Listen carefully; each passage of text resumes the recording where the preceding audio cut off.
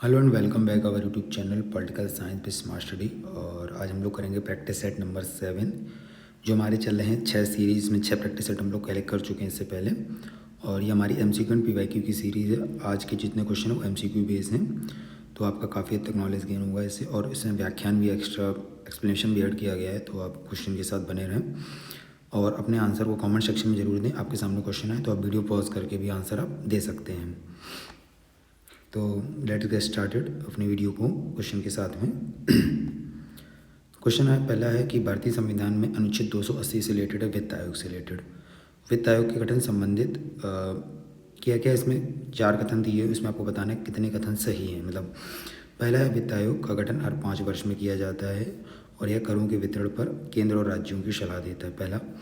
दूसरा है वित्त आयोग का अध्यक्ष भारत के मुख्य आर्थिक सलाहकार चीफ इकोनॉमिक एडवाइजर को बनाया जाता है। या 15वें वित्त आयोग 2019-2025 की सिफारिशों के अनुसार राज्यों की हिस्सेदारी 42% से घटाकर 41% कर दी गई है। यह वित्त आयोग की सिफारिशें सरकार के लिए बाध्यकारी होती हैं और केंद्र सरकार इन्हें अनिवार्य रूप से लागू करती है। तो इसके आंसर को आप देखिए कि और बताइए कितना आंसर सही होगा, कमेंट सेक्शन में ज़रूर बताएं। इसका आंसर 1 होगा। कैसे समझते हैं इसके बारे में। 280 जो आर्टिकल कहता है, पहले तो क्वेश्चन मैं बताता चलूँ, इसे क्वेश्चन 1 कह सकते हैं। जैसे अभी पूछा जा सकता है 280 किससे रिलेटेड है, ठीक है आर्टिकल, तो ये आपके वित्त आयोग से रिलेटेड है, ठीक है। कथन के विश्लेषण मैंने ऐसे किए हैं कि कथन 1 में जो दिया गया है वो वित्त आयोग गठन 5 वर्ष में राष्ट्रपति द्वारा किया जाता है, ठीक है। यह राज्यों और केंद्र सरकार के बीच करों के वितरण पर सिफारिशें देता है। सेकंड नंबर, आयोग गठन अनुच्छेद 280 के तहत अनिवार्य है, ये भी ध्यान रखना अनिवार्यता के साथ है। सेकंड गलत क्यों है, वित्त आयोग का अध्यक्ष मुख्य आर्थिक सलाहकार नहीं बल्कि एक स्वतंत्र विशेषज्ञ होता है, ये ध्यान रखना आपको है, ठीक है। उसके बाद में ये नहीं होगा, आयोग के अध्यक्ष को राष्ट्रपति नियुक्त करते हैं और इसमें 4 अन्य सदस्य होते हैं, यानी कि इसमें अगर हम लोग कह सकते हैं तो 1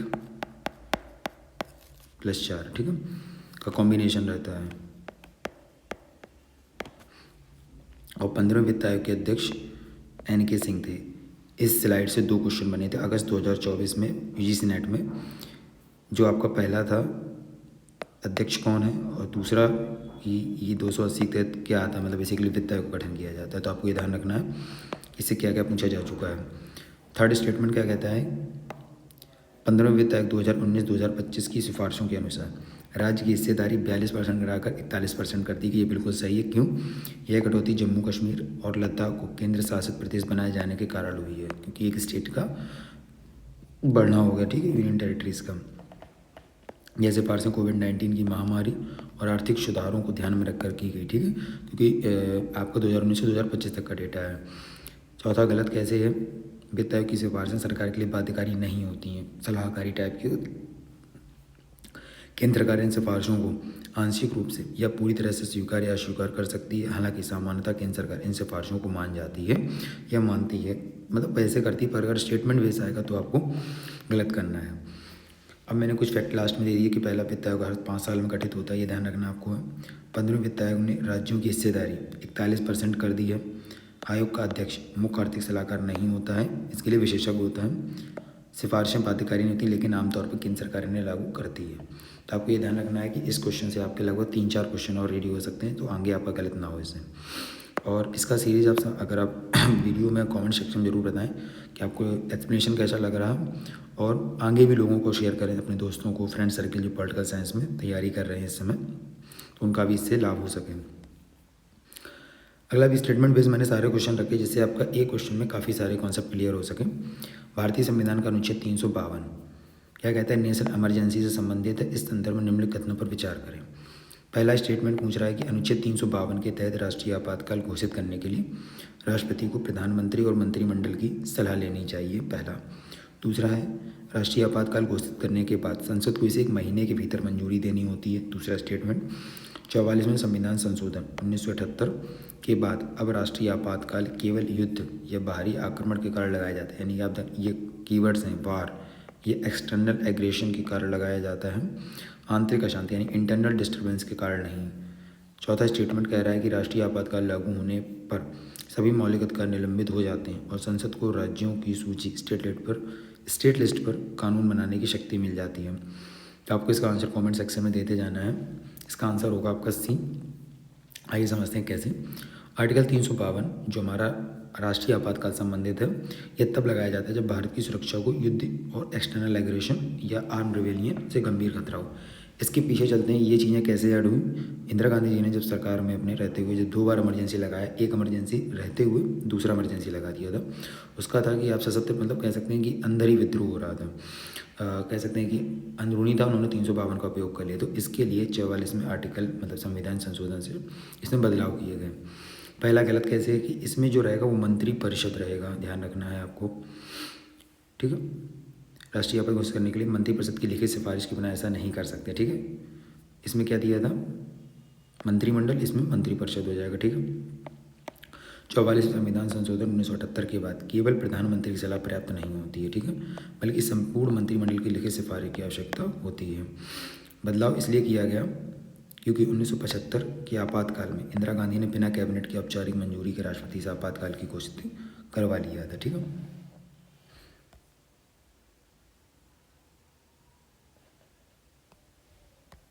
उसके बाद में राष्ट्रपति द्वारा आपातकाल की घोषणा के बाद संसद को 1 महीने के भीतर मंजूरी देनी होती है। उसका कारण होता है अगर 1 महीने के अंदर मंजूरी नहीं देते हैं तो यह आपातकाल स्वतः समाप्त हो जाता है।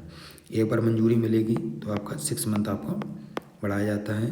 जैसे 6 महीने कंप्लीट होने वाले होते हैं, फिर से आपने अगर दूसरी बार किया तो 6 महीने और बढ़ाया जा सकता है।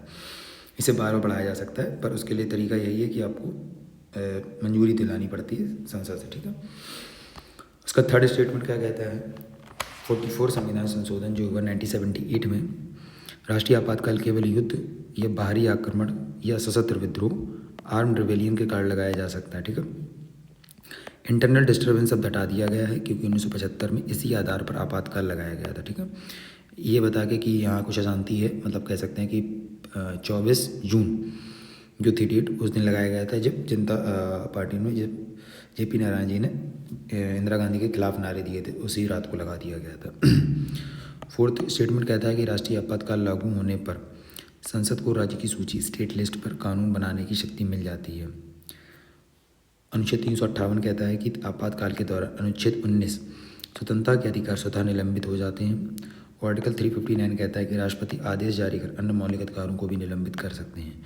कुछ आर्टिकल जैसे आपका 19 सस्पेंड हो गया, अगर चाहे तो राष्ट्रपति आदेश जारी करके और भी कर सकता है, क्योंकि हम लोग बात कर रहे हैं 352 की, ठीक है। जब 352 का जब स्टेट सूची बना सकते हैं तो ऑटोमेटिकली आप स्टेट के अंदर लोग रह रहे हैं उन पर भी आप आदेश लागू करवा सकते हैं अपना, ठीक है। स्टेटमेंट देख लेते हैं। अब राष्ट्रीय आपातकाल आंतरिक अशांति के आधार पर नहीं लगाया जा सकता है, बिल्कुल सही, क्योंकि अब क्या कारण दे दिया, युद्ध दे दिया है, एक्सटर्नल एग्रेशन दे दिया है, इन चीज़ों पे हो जाता है, ठीक है। संसद को 1 महीने में आपातकाल को मंजूरी देनी होती है, उसे 6 महीने में नवीनीकृत किया जाता है, ठीक है। आपातकाल लागू होने पर केंद्र सरकार राज्यों के मामले में हस्तक्षेप कर सकती है और संसद को राज्य सूची पर कानून बनाने की शक्ति मिलती है। तो ये आप स्टेटमेंट जरूर याद रखें। इससे आपके लगभग 4 से 5 क्वेश्चन आपके बन सकते हैं। अभी एग्ज़ाम जितने भी लगे हुए हैं, इस वीडियो में आपकी काफ़ी हद तक व्याख्या मैंने इसलिए कवर कर ली है कि आपको नोट्स बनाने में भी दिक्कत ना हो। ये क्वेश्चन है आर्टिकल 356, अभी हम लोगों ने 352 देखा, अब 356 देखेंगे प्रेसिडेंट रूल से संबंधित में। पहला स्टेटमेंट कहता है यदि किसी राज्य में संवैधानिक तंत्र विफल हो जाता है तो राष्ट्रपति राज्यपाल की रिपोर्ट के आधार पर राष्ट्रपति शासन लगा सकते हैं। पहला, राष्ट्रपति शासन की अवधि 6 महीने होती है, लेकिन इसे एकदम 3 वर्षों तक बढ़ाया जा सकता है। थर्ड स्टेटमेंट कहता है SR बोम्बई बनाम भारत सरकार, यानी SR Bombay versus union of India 1994 जो मामला आया था, सुप्रीम कोर्ट ने फैसला दिया कि अनुच्छेद 356 ये न्यायिक समीक्षा संभव है। ये पूछा गया यस या नो में आपको मतलब इसमें बताने का कौन कौन से सही है। अनुच्छेद 356 के तहत राष्ट्रपति संसद की अनुमति के बिना राज्य विधानसभा को भंग कर सकते हैं। क्या स्टेटमेंट सही है या नहीं? तो आंसर इज A 1 2 3। आइए समझते हैं इसको कैसे। आर्टिकल 356 प्रेसिडेंट्स रूल कहलाता है, ठीक है। उसे कहते हैं हम लोग राष्ट्रीय आपातकाल 352 को, और 356 कहते हैं राज्यों में राष्ट्रपति शासन को, ठीक है। जब किसी राज्य में संवैधानिक तंत्र विफल हो जाता है तो केंद्र सरकार राष्ट्रपति के माध्यम से राज्य की सत्ता अपने हाथ में ले सकती है। पहला, अब स्टेटमेंट वाइज देखते हैं। पहला कहा यदि किसी राज्य में संवैधानिक तंत्र विफल हो जाता है तो राज्यपाल की रिपोर्ट के आधार पर राष्ट्रपति 356 के तहत राष्ट्रपति शासन लगा सकते हैं। पहला सही है। हालांकि राष्ट्रपति सीधे भी ये कदम उठा सकते हैं बिना राज्यपाल की रिपोर्ट के, ये भी एक तरीका है। अगर राष्ट्रपति को लग रहा है तो वहाँ पर वो राष्ट्रपति शासन को लगा सकते हैं। तीसरा, 1977 में जनसंघ सरकार ने कहा कि यह प्रावधान लोकतंत्र के लिए खतरा हो सकता है क्योंकि केंद्र सरकार विपक्षी दलों की राज्य सरकारों को हटाने के लिए इसका दुरुपयोग कर सकती है। तो ये भी था कि आप मान लेते हैं कि सेंट्रल में कांग्रेस थी उस समय, और जनसंघ का ये कहना था, मतलब पार्टी का, कि अगर स्टेट में दूसरी गवर्नमेंट आती है और सेंट्रल में आपकी कांग्रेस है, यहाँ पे जनसंघ की कोई आती है गवर्नमेंट, तो उसके लिए खतरा पैदा कर सकती है क्योंकि ये किसी भी समय लगाया जा सकता था। दूसरा है राष्ट्रपति शासन की प्रारंभिक अवधि 6 महीने चलती है, ठीक है, ध्यान रखना, 6 मंथ।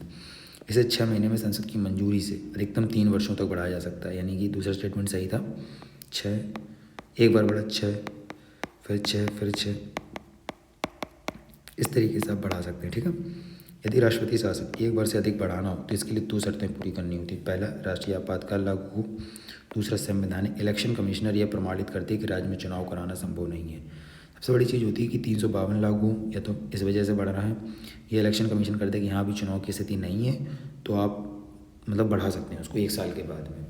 ये ध्यान रखना, आपको स्टेटमेंट है कि इसमें से क्वेश्चन ये वाला बन सकता है कि क्या ऐसी शर्तें हैं कि 356 का एक बार से अधिक बढ़ाना हो तो क्या क्या शर्तें पूरी करनी चाहिए, ठीक है।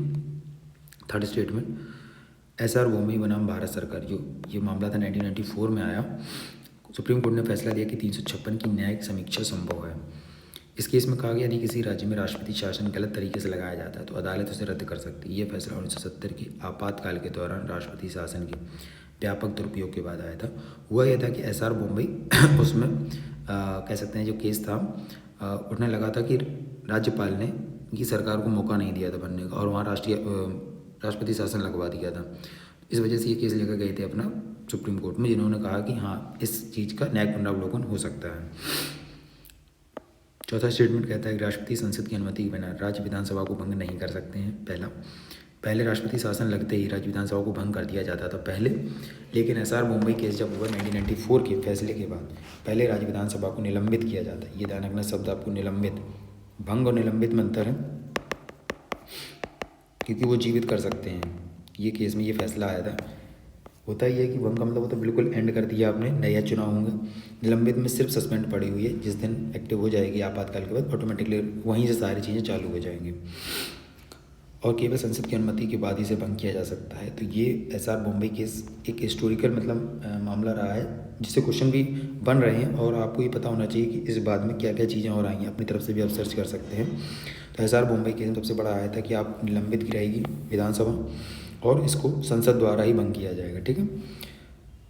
जो स्टेटमेंट हम लोगों ने पढ़े थे उसके बारे में देख लेते हैं। 356 के तहत राष्ट्रपति शासन लगाया जा सकता है, लेकिन इस संसद की मंजूरी चाहिए। 6 महीने की अवधि के बाद ऐसे अधिकतम 3 वर्षों तक बढ़ाया जा सकता है, लेकिन इसके लिए सख्त शर्तें लागू हो सकती हैं। SR मुंबई केस 1994 ने अनुच्छेद 356 के दुरुपयोग को सीमित कर दिया और इसे न्यायिक समीक्षा के दायरे में रखा। फोर्थ स्टेटमेंट है, राष्ट्रपति को राज्य विधानसभा भंग करने के लिए संसद की मंजूरी लेनी होती है। तो एक में आपको कितने क्वेश्चन का मिला? एक तो ये मिला आपको कथन एक में कितने डेटा मिला आपको, राष्ट्रपति रिपोर्ट के आधार पर करता है। दूसरा मिला कि कितने वर्ष तक रहता है। तीसरे स्टेटमेंट मिला कि 1994 का मामला SR मुंबई बनाम यूनियन ऑफ इंडिया। और फोर्थ स्टेट में आपको पता चला कि भंग या निलंबित दो में से कौन सा कॉन्ट्राडिक्ट करता है, ठीक है। नेक्स्ट क्वेश्चन पढ़ते हैं। अनुच्छेद 360 वित्तीय आपातकाल से संबंधित इस संदर्भ में निम्नलिखित कथनों पर विचार करिए। मैंने सारे स्टेटमेंट बेस्ड क्वेश्चन लिए। अगर आपको अच्छा लगे तो वीडियो को लाइक करें और अपने साझा दोस्तों के साथ जरूर करें इस चीज़ को कि आपके क्वेश्चन कितने मतलब MCQ भी इसमें अभी तक आए नहीं इस तरीके से, बट मैं सोचता हूँ कि ये क्वेश्चन से आपका काफ़ी हद तक कवर किया जाए पोर्शन को। फाइनेंशियल इमरजेंसी तब लागू किया जाता है जब भारत की वित्तीय स्थिति को गंभीरता हो, ठीक है, खतरा हो। पहला, अनुच्छेद 360 के तहत अब तक भारत में 2 बार वित्तीय आपातकाल लगाया जा चुका है, 1991 के आर्थिक संकट और 2020 के कोविड-19 संकट के दौरान। थर्ड स्टेटमेंट कहता है वित्तीय आपातकाल लागू होने पर केंद्र सरकार राज्यों के वित्तीय मामलों पर पूर्ण नियंत्रण ले सकती है। चौथा स्टेटमेंट कहता है वित्तीय आपातकाल राष्ट्रपति द्वारा घोषित किया जाता है, इसे संसद की मंजूरी 2 महीने के भीतर लेनी होती है। तो आपका आंसर ए होगा 1 और 3 और 4। कैसे समझते हैं? आर्टिकल 360 मैंने हमने बात की 352 की पहले बात की, ठीक है, 356 की बात की, हम लोग बात कर रहे हैं 360 की, ठीक है। 360 क्या कहता है कि 360 जो वित्तीय आपातकाल है से संबंधित है, ये तब लागू किया जाता है जब फाइनेंशियल स्टेबिलिटी को खतरा होता है, जब लगता है कि सरकार के पास पैसे की कमी, या मान लेते हैं कि जो मुद्रा है हमारे पास में वो नहीं उससे सर्वाइव कर सकते हैं। तो ये हमारे फाइनेंशियल स्टेबिलिटी के लिए चाहिए होता है। पहला स्टेटमेंट क्या कहता है कि वित्तीय आपातकाल तब लागू किया जाता है जब भारत की आर्थिक स्थिति को गंभीर खतरा है। सही है। इसका उद्देश्य केंद्र सरकार को सभी वित्तीय संस्थानों पर नियंत्रण देना होता है जिससे देश की अर्थव्यवस्था को स्थिर किया जा सके। पहला। दूसरा स्टेटमेंट कहता है कि जब तक भारत में एक बार वित्तीय काल नहीं लगा, सही बात है, एक बार भी लागू नहीं किया गया, 1991 में भी नहीं हुआ। उसके साथ में 2020 को कोविड-19 महामारी के दौरान भी लागू करने पर विचार किया गया था, बट आधिकारिक रूप से घोषित कभी नहीं किया गया। 1991 की जो नई आर्थिक नीति हम लोगों ने अपनाई उसे liberalisation, privatisation and globalisation, LPG जो रिफॉर्म लेके आए हम लोग, उसके जरिए संकट को उबारने की कोशिश की गई। तो आप ऐसे कितने क्वेश्चन रेडी हो? पहले तो 360 वित्तीय आपातकाल किस लिए आता है। सेकेंड, कब लागू किया जाता है। थर्ड, क्या लागू हुआ या नहीं, एक भी बार लागू नहीं हुआ। 1991 के संकट को निपटने के लिए हम लोगों ने अपनाया LPG यानी लिबरलाइजेशन, प्राइवेटाइजेशन एंड ग्लोबलाइजेशन। ठीक है, तो आपको ध्यान रखना है। थर्ड स्टेटमेंट क्या कहते हैं, वित्तीय आपातकाल लागू होने पर केंद्र सरकार राज्यों के वित्तीय मामलों पर पूर्ण नियंत्रण ले लेती है। बिल्कुल सही। सरकार वेतन और पेंशन में कटौती कर सकती है, बिल्कुल। और राज्य सरकारों को निर्देश दे सकती है कि वे कैसे खर्च करें, ये भी है, बिल्कुल, क्योंकि सारा कंट्रोल स्टेट के पास, सेंट्रल के पास, अथॉरिटी के पास हो जाएगा और राष्ट्रपति उसके मुख्य होगा। संसद को अधिकार मिलता है कि वह किसी भी वित्तीय कानून को लागू करने के लिए राज्यों को बाध्य कर सकती है। तो ये आपको मिल जाता है अधिकार, ठीक है, किसी भी चीज़ के लिए। वित्तीय आपातकाल राष्ट्रपति द्वारा घोषित किया जाता है। चौथा स्टेटमेंट, संसद की मंजूरी 2 महीने के भीतर लेनी होती है। ये ध्यान रखना कि 356 रहा है आपका, सॉरी 352 में 1 महीना, ठीक है, 352, इसमें आपको 2 महीने की मंजूरी लेनी, 2 महीने के भीतर, उसमें 1 महीने, इसमें 2 महीने। एक बार संसद मंजूरी देने के बाद इसे अनिश्चित काल तक बढ़ाया जा सकता है, हर 6 महीने में समीक्षा करके। ठीक है, वही समीक्षा 6 महीने होगी, बट इसमें 2 महीने के भीतर। यह राष्ट्रपति शासन 356 और राष्ट्रीय आपातकाल 352 से अलग है, क्योंकि इसे समाप्त करने के लिए कोई समय सीमा निर्धारित नहीं है, क्योंकि लागू भी नहीं हुआ, कोई समय सीमा भी निर्धारित नहीं की गई है। अब तक भारत में वित्तीय आपात कभी लागू नहीं हुआ, राष्ट्रपति द्वारा घोषित किया जाता है, संसद की मंजूरी 2 महीने के भीतर, 352 मैंने बता दी है, 1 महीने के भीतर। केंद्र सरकार राज्यों की वित्तीय स्वायत्ता पर पूर्ण नियंत्रण ले सकती है, बिल्कुल सही। और सरकार वेतन, पेंशन और वित्तीय नीतियों में बदलाव कर सकती है, ये आपको ध्यान रखना, ठीक है। तो हमारे लोगों के कितने क्वेश्चन इससे रेडी हुए, मतलब लगभग में 5 से 6 क्वेश्चन इससे आपके रेडी हो सकते हैं कि कितने महीने भीतर जरूरी होता है, प्लस में कितना डेट दिया कि कितनी सीमा निर्धारित की गई, जैसे कि 352 में भी सीमा निर्धारित है, 356 में भी है। तो इस तरीके से आपको पढ़ना है। तीनों क्वेश्चन में आपके लगभग काफ़ी कॉन्सेप्ट क्लियर होने चाहिए। उसके बाद में अब आता है article 90, freedom of speech and expression की गारंटी देता है जो हमें आर्टिकल, उसमें कथन आपको बताने सही गलत कौन कौन से हैं। पहला है स्टेटमेंट, अनुच्छेद 19(1)(a) प्रत्येक नागरिक को अपनी अभिव्यक्ति की स्वतंत्रता देता है, लेकिन यह पूर्ण रूप से असीमित नहीं है। पहला।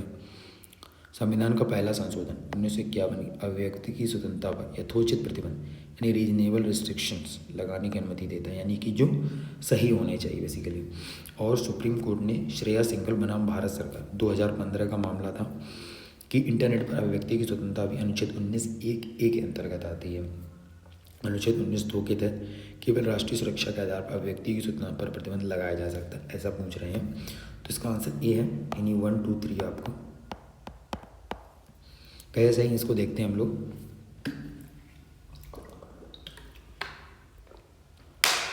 संविधान का अनुच्छेद 19(1)(a) क्या कहता है, ये आपको ध्यान रखना है।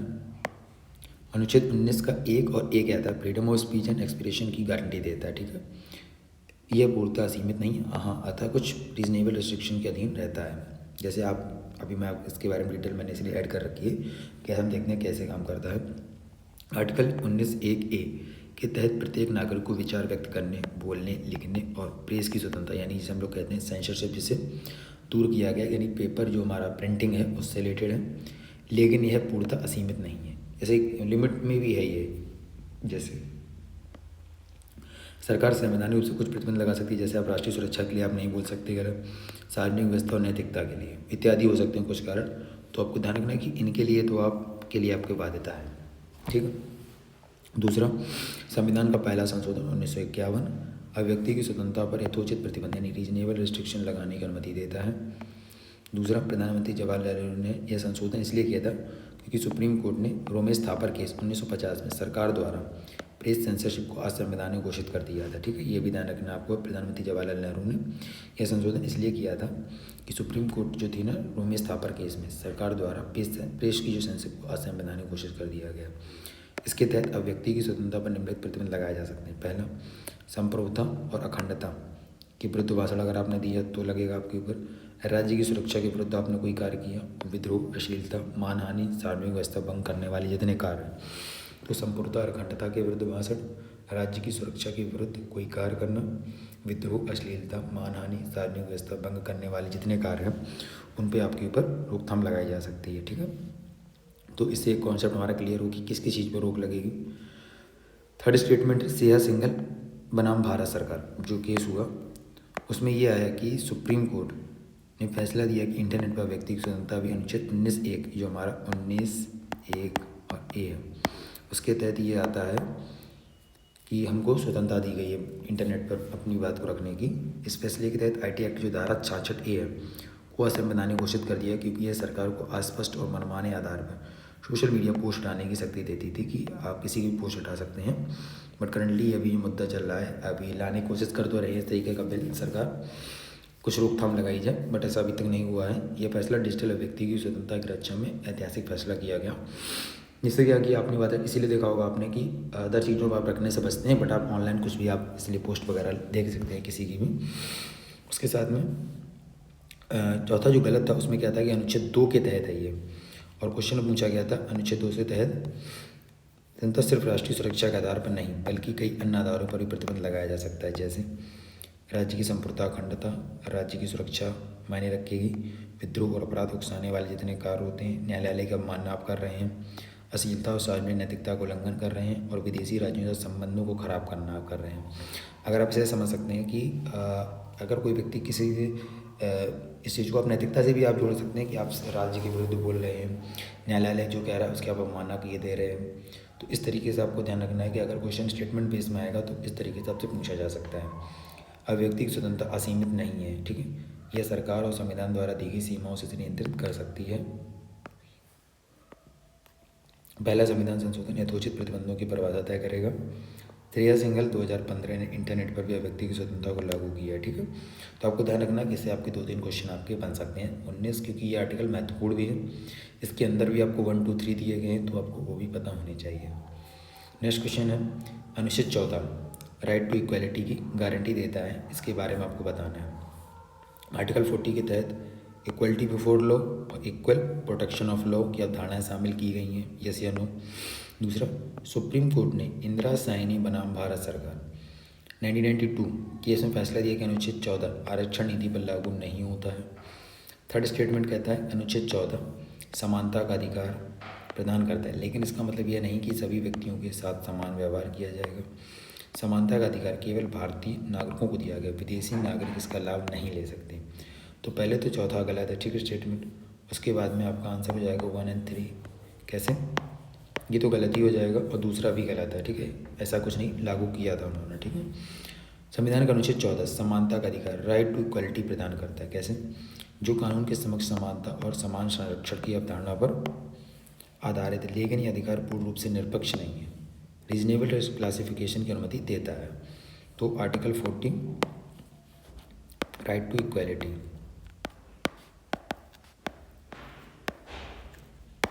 ठीक है। तो इसमें जो कथन पहला था अनुच्छेद 14 के 2 प्रमुख सिद्धांत इक्वालिटी बिफोर लॉ और इक्वल प्रोटेक्शन ऑफ लॉ। हमने जो इक्वलिटी बिफोर लॉ लिया, कानून के समक्ष समानता लिया, वो ब्रिटिश संविधान से लिया है, और इक्वल प्रोटेक्शन ऑफ कानून का समान संरक्षण लिया हम लोगों ने अमेरिका संविधान से लिया। कानून के समक्ष समानता होना ब्रिटिश है, मतलब ब्रिटिश के जो हमारी संविधान संसद थी उसके हिसाब से चला। एंड समान यानी कि जो कानून सब लोग बराबर होंगे, सबको दिया गया। पहले तो एक व्यक्ति यानी कि सभी लोग बराबर होंगे उस जगह पे। सेकंड कह रहा है कि जितने भी लोगों को समान मिलेगा लॉ का मतलब लाभ मिलेगा, ये अमेरिका से लिया गया। राज्य सभी नागरिकों से समान व्यवहार करेगा और मनमाने ढंग से भेदभाव नहीं किया जाएगा, ठीक है। सेकंड है इंदिरा साइनी बनाम भारत सरकार 1992। केस में सुप्रीम कोर्ट ने फैसला नहीं दिया कि अनुच्छेद 14 आरक्षण नीति पर लागू नहीं होता है, ऐसा कोई नहीं दिया। इसके विपरीत इस केस में सुप्रीम कोर्ट ने कहा कि आरक्षण एक तर्कसंगत रीजनेबल क्लासिफिकेशन का हिस्सा है, यह अनुच्छेद 14 का उल्लंघन नहीं करता। ठीक है, ऐसा लग रहा था कि ऐसा उल्लंघन करेगा, बट ऐसा नहीं है। कोर्ट ने क्रीमी लेयर की अवधारणा लागू की, जिससे आरक्षण का लाभ सिर्फ आर्थिक और सामाजिक रूप से पिछड़े लोगों तक सीमित रहेगा, ये बताया गया। ठीक है, तो ध्यान रखना, इसमें क्रीमी लेयर की बात की गई थी। थर्ड स्टेटमेंट कहता है कि अनुच्छेद 14 समानता का अधिकार प्रदान करता है। ठीक है, लेकिन इसका मतलब यह नहीं कि सभी व्यक्तियों का समान व्यवहार किया जाएगा। समान परिस्थिति, इक्वलिटी अमंग इक्वल्स, ना कि पूर्ण समानता की बात की जाएगी। समान परिस्थितियों में समान व्यवहार। उदाहरण, सरकारी नीतियों में गरीबों के लिए विशेष योजनाएं बनाना रीजनेबल क्लासिफिकेशन का हिस्सा है। आरक्षण नीति अनुच्छेद 14 का उल्लंघन नहीं करती, क्योंकि ये सामाजिक न्याय के उद्देश्य से बनाई गई है। अब इसको हम लोग चलते हैं ज़मीनी स्तर पर लेकर कि अगर कोई व्यक्ति अमीर है, ठीक है, अब बात तो इक्वलिटी की बात की जा रही है, तो सभी को मिलना चाहिए। पर ये जो हमारे आ रही चीज़ें, ये हमारे DPSP से भी आती हैं चीज़ें काफ़ी, मतलब कह सकते हैं दोनों चीज़ों को तालमेल बैठा के हम लोग चीज़ें की गई हैं। इसके साथ में ये बात की गई है कि सरकारी नीतियों में गरीबों के लिए विशेष योजनाएं बनाना रीजनेबल क्लासिफिकेशन की बात की जा रही है। ठीक है, चौथा गलत कैसे था? अनुच्छेद 14 भारत नागरिकों के साथ विदेशी नागरिकों को भी मिलता है, ये ध्यान रखना आपको है। कुछ मौलिक अधिकार केवल भारतीयों के लिए, जैसे 15, 16, 19, 29, 30, सिर्फ भारतीयों के लिए है। 15, 16, 19, 29 और 30, ये सिर्फ भारतीयों के लिए है। ठीक है, और आपका यदि कोई विदेशी नागरिक भारत में रहता है तो उसे भी भारतीय नागरिक समान अधिकार, न्यायिक अधिकार प्राप्त होंगे। ठीक है, आर्टिकल 40 कहता है कि समानता का अधिकार की गारंटी देता है, रीजनेबल क्लासिफिकेशन भी देता है। इंदिरा साइनी केस में खिलाफ नहीं माना गया। समानता का मतलब यह नहीं कि सभी लोगों से समान व्यवहार, बल्कि समान परिस्थितियों में समान व्यवहार किया जाना चाहिए। ठीक है, और भारत और नागरिक दोनों विदेशों पर लागू होता है। नेक्स्ट क्वेश्चन, सामाजिक संवेदना सिद्धांत, सोशल कॉन्ट्रैक्ट थ्योरी। थोड़ा सा चेंज करते हुए टॉपिक को, अब आते हैं हम लोग कॉन्स्टिट्यूशन से सीधा अपने वेस्टर्न पॉलिटिकल थिंकर, या कह सकते हैं पॉलिटिकल थिंकर पर। सोशल कॉन्ट्रैक्ट थ्योरी पर थिंकर्स के कोट्स हैं, आपको बताना सही कौन कौन से हैं। इसमें डी नहीं दिख रहा है, मैं मानता हूँ, बट आप बताइए इस में कौन कौन सही है।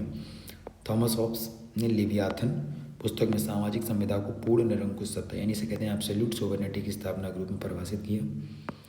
सेकेंड है, जॉन लॉक ने प्राकृतिक अवस्था, स्टेट ऑफ नेचर में लोग स्वतंत्र और समान थे, लेकिन संपत्ति की रक्षा के लिए उन्होंने संविदा की। जीन जैक्स रूसो के अनुसार सामाजिक संविदा का उद्देश्य व्यक्तिगत संपत्ति की रक्षा करना था, इसलिए उन्होंने जनरल विल की अवधारणा दी। सामाजिक संविदा सिद्धांत के अनुसार राज्य का निर्माण व्यक्तियों की सहमति से हुआ और राज्य की वैधता नागरिकों की इच्छा पर निर्भर करती है। तो देखिए, ये तो पहले बात तो गलत हो जाएगा। संविधान अगर हम लोग करना चाहें तो इसका तो नहीं है, मतलब 3 तो रिमूव ही है, तो आपका आंसर होगा इसमें सी होगा, क्योंकि 1 और 4 सही है, 2 और 3 गलत था। कैसे? सोशल कॉन्ट्रैक्ट थ्योरी ये बताता है कि राज्य का निर्माण लोगों की सहमति से हुआ है, ठीक है, और उसकी वैधता नागरिकों की इच्छा पर निर्भर करती है। पहली बार Thomas Hobbes, John Locke, Jean Jacques Rousseau, जिसे हम लोग कहते हैं हॉब्स, लॉक, रूसो, जिन्होंने सोशल कॉन्ट्रैक्ट थ्योरी के बारे में बताया। हम कहते हैं थॉमस हॉब्स के विचार के बारे में। हॉब्स ने लेवियाथन 1651 में पुस्तक में सोशल कॉन्ट्रैक्ट की बात की। पहली जो स्टेट ऑफ नेचर बताया वो बताया नेस्टी, ब्रूटिश एंड शॉर्ट, निष्ठुर, क्रूर एंड संक्षिप्त था। हॉब्स का जो है मनुष्य कैसा था, ये ऐसा था, ठीक है। उसके बाद में लोग सुरक्षा और शांति के लिए अपनी सभी स्वतंत्रता राजा को सौंप देते हैं और राजा को निरंकुश सत्ता मिल जाती है। सामाजिक संविदा का परिणाम पूर्ण निरंकुश सत्ता की स्थापना थी। और ये भी ध्यान रखना कि जो हॉब्स का जो लेवियाथन बनेगा वो नागरिकों के बीच में क्या कह सकते हैं कि वो थर्ड होगा, मतलब उस जनता से नहीं आएगा। अभी कल्पना है, ऐसा कोई हुआ तो नहीं है, बट हाँ ये जरूर आप मान सकते हैं क्वेश्चन ऐसा भी बने हैं कि क्या उस पार्टी का हिस्सा था, मतलब उसमें है, नहीं है, ये मतलब थर्ड पार्टी में रहेगा जो लेवियाथन है। अब गलत क्यों है, जॉन लॉक वाला विचार देखते हैं। प्राकृतिक अवस्था में लोग स्वतंत्र और समान थे, लेकिन राज्य का निर्माण केवल संपत्ति की रक्षा के लिए नहीं था, बल्कि जीवन यानी लाइफ, लिबर्टी एंड प्रॉपर्टी को राज्य का अस्तित्व का आधार माना गया, नेचुरल राइट में, ठीक है। राज्य निरंकुश नहीं है बल्कि लिमिटेड गवर्नमेंट की स्थापना करता है, यानी 2 लेवल पे। एक तो हम लोग सिविल सोसाइटी बनाएंगे, इससे एक ट्रस्टी यानी कि हम गवर्नमेंट बनाएंगे उसके बाद में, तो नागरिक समाज के बाद ही हम लोग इस चीज़ को तैयार करेंगे।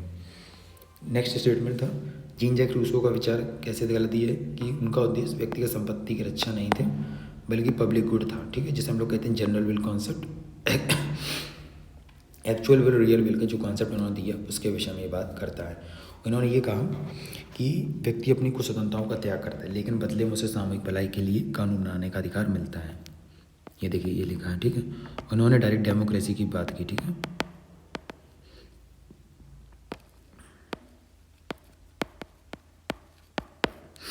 उसके साथ में चौथा स्टेटमेंट कहता है कि सभी राज्य वैधता का सिद्धांत।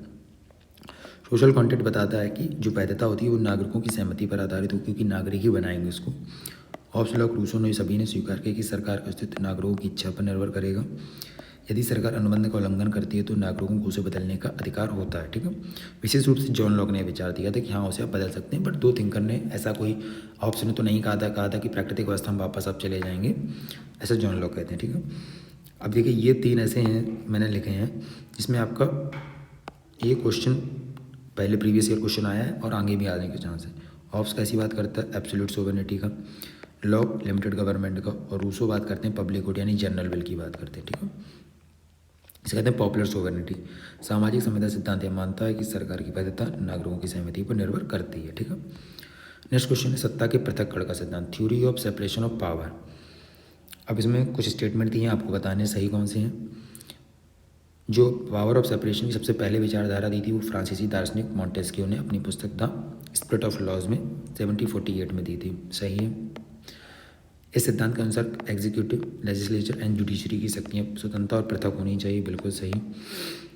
थर्ड स्टेटमेंट कहता है ब्रिटेन का संसदीय लोकतंत्र सत्ता के पृथक्करण के सिद्धांत पर पूर्णतः आधारित है। और चौथा स्टेटमेंट कह रहा है अमेरिकी संविधान में सत्ता के पृथक्करण का स्पष्ट रूप से पालन किया जाता है क्योंकि राष्ट्रपति, कांग्रेस और सुप्रीम कोर्ट स्वतंत्र रूप से कार्य करते हैं। आप इस स्टेटमेंट को भी समझ गए होंगे, 1 2 4 सही है, पर तीसरा आपका गलत नहीं है, ठीक है।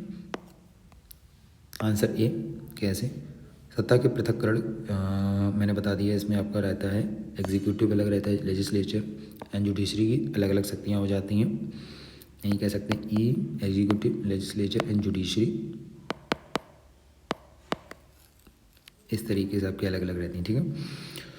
पहला स्टेटमेंट देखते हैं कि मॉन्टेस्क्यू फेमस इसमें रहेंगे आपके विचारों में सेपरेशन ऑफ पावर में, इनकी बुक रिपीटली पूछी जाती है, बुक्स एंड कॉन्सेप्ट दोनों चीज़ें, तो आपको ध्यान रखना है। 1748 में बुक आई थी इनकी द स्पिरिट ऑफ लॉज। उन्होंने कहा कि यदि सरकार की सभी शक्तियाँ एक ही व्यक्ति या संस्था के हाथों में होंगी तो ये टायरनी हो जाएगी यानी निरंकुशता हो जाएगी। और उन्होंने कहा तीनों अंगों को स्वतंत्र रूप से कार्य करना चाहिए जिसमें चेक एंड बैलेंस बना रहे, ठीक है। तो पहला स्टेटमेंट आपको समझ में आ गया क्यों ऐसी बात की। सेकंड स्टेटमेंट कहता है कि विधायिका, कार्यपालिका और न्यायपालिका की शक्तियाँ स्वतंत्र और पृथक होनी चाहिए। इसका उद्देश्य सरकार की शक्ति को सीमित करना और लोकतंत्र की रक्षा करना है। अमेरिकी संविधान में राष्ट्रपति, कांग्रेस और सुप्रीम कोर्ट की शक्तियाँ अलग अलग हैं। सबसे बड़ा उदाहरण अमेरिका का दिया जाता है, ठीक है।